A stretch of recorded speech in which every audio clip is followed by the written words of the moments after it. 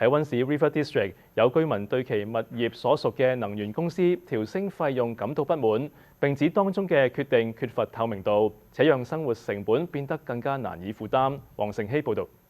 喺位於溫市 River District 由 West Group 開發嘅 Paradigm 住宅項目，業主委員會喺9月中收到通知，指其所屬 River District 能源公司向卑斯公用事業委員會申請，於2026年至2028年間每年上調約1成嘅費用，3年累計達3成。有地產界人士就認為呢個加價幅度並不尋常。咁 basically 就係高過係